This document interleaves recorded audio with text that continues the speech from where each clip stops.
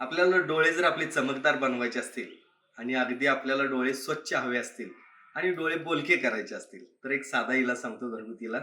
काय करायचंय, पळसाच्या पानांचा रस काढायचा आणि वस्त्रगाळ करून डोळ्यात 2-2 थेंब सोडायचा. किमान आठवड्यातून एकदा किंवा 15 दिवसातून एकदा हा जर प्रयोग केला, सर्वसाधारण 3 महिने जर तुम्ही हा प्रयोग केला, तर तुमचे डोळे खूप छान प्रकारे मेंटेन होतील, स्वच्छ राहतील, मेन म्हणजे चमकदारही बनतील आणि डोळ्यांचे सगळे विकारही कमी होतील आणि मेन म्हणजे बोलके होतील डोळे. आणि ह्या सगळ्यातून जर समजा आपल्याला अजून जर डोळ्यांची काळजी जर घ्यायची असेल, कारण कसं आहे, टीव्ही बघणं, मोबाईल बघणं हल्ली सगळेजण करतात आणि या सर्वातून डोळ्यांचं बरंच नुकसान होतं. तर आपल्या डोळ्यांना खरंच खूप जपायचा प्रयत्न करा. खूप छान प्रकारे मेंटेन ठेवा आणि डोळे खरंच जर तुम्हाला चांगले हवे असतील, तर नक्की तोडकर संजीवनीचं दृष्टिबल घ्या.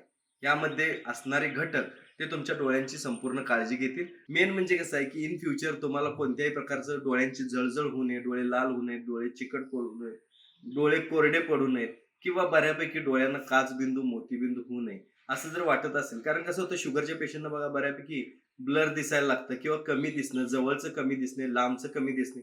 ह्या सगळ्या समस्यांवरती एकमेव उपाय म्हटला तर तोडकर संजीवनीचं दृष्टिबल. नावातच खूप ताकद आहे. दृष्टिबल घ्या.